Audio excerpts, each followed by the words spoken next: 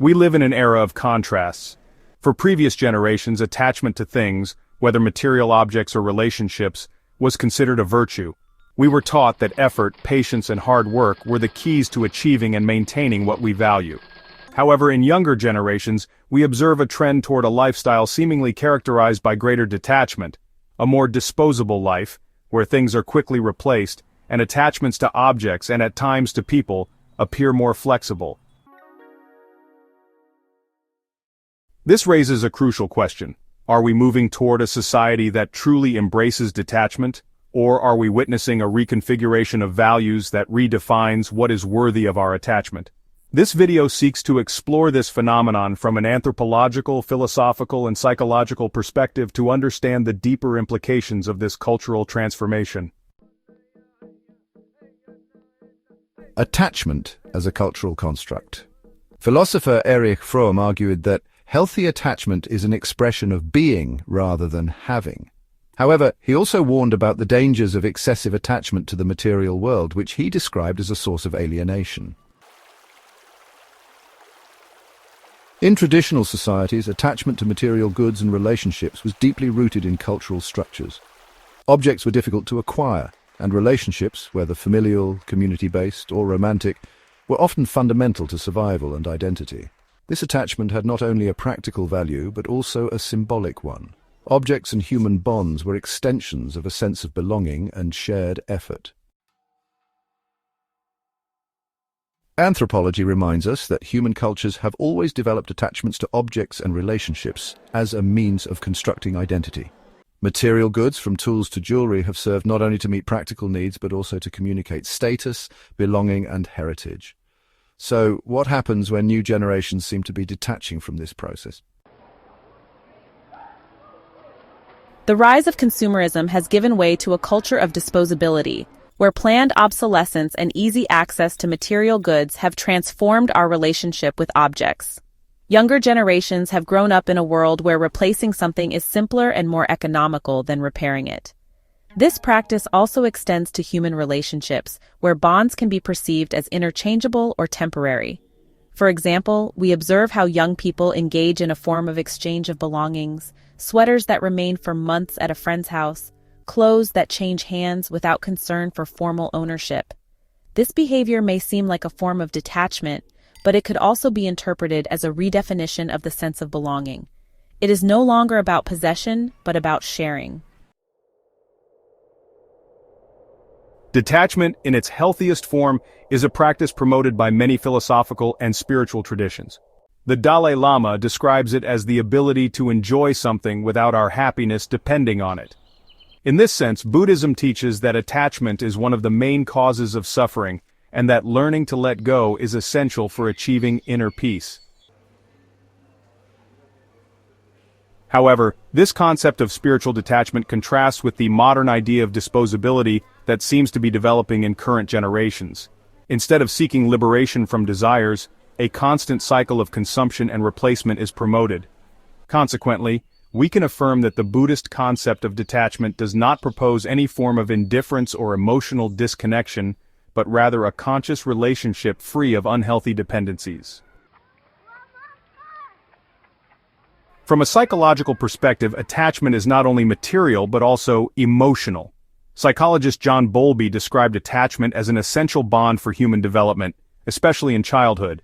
Although newer generations may appear less attached to objects, they also face higher rates of anxiety, depression, and a sense of disconnection. This suggests that contemporary detachment is not necessarily linked to greater inner peace, but rather to a disconnection from both objects and the world around them. In other words, the influence of a consumerist and technology-driven environment that fosters superficial relationships with objects, and sometimes with people, can lead to emotional disconnection. A lack of commitment and responsibility makes it difficult to develop deep and meaningful bonds.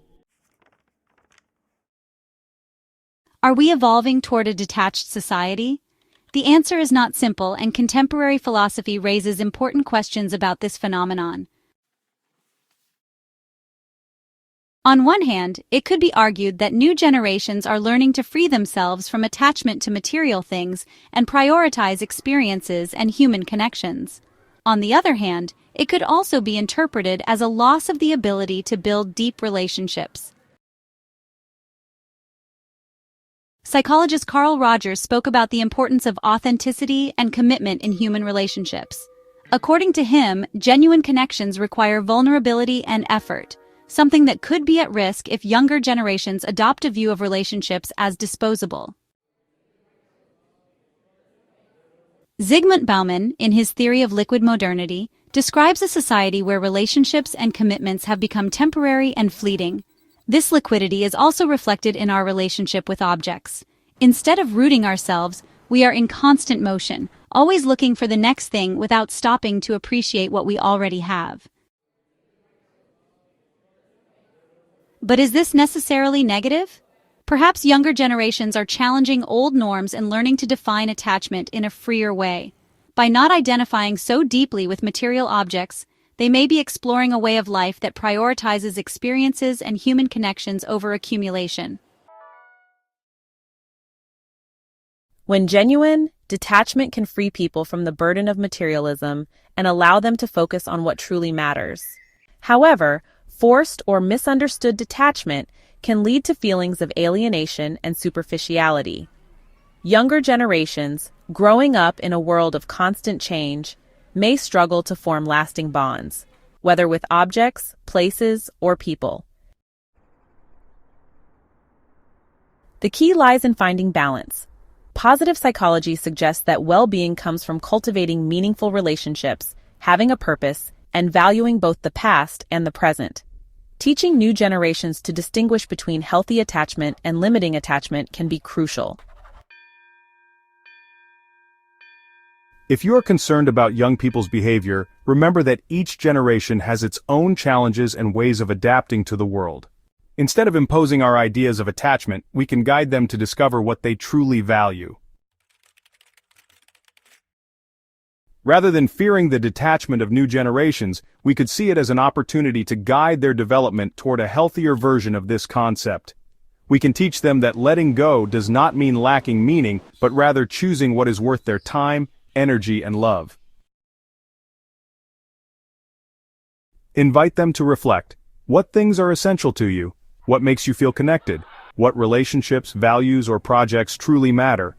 How can you learn to take responsibility for your choices without clinging to what no longer serves you? These kinds of questions can help them find a balance between detaching from the superficial and committing to what is meaningful. As poet Khalil Gibran said, "Your children are not your children, they are the sons and daughters of life's longing for itself. They come through you but not from you, and though they are with you, yet they belong not to you." Perhaps our mission is not to shape new generations according to our values, but to provide them with the tools to discover their own. Perhaps we are not evolving toward a completely detached society, but rather toward one where people have more freedom to choose where to invest their time, energy, and hearts. As Mahatma Gandhi said, "Happiness is when what you think, what you say, and what you do are in harmony." The future does not lie in abandoning attachment altogether, but in rediscovering it with intention and authenticity.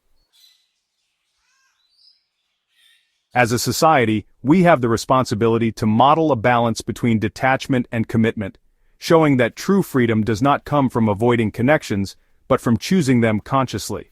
By doing so, we not only help new generations navigate this complex world but also set an example of how to live a fuller and more meaningful life.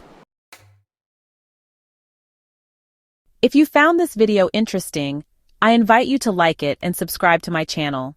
This helps me continue creating content that can contribute to the experiences of others. Thank you very much.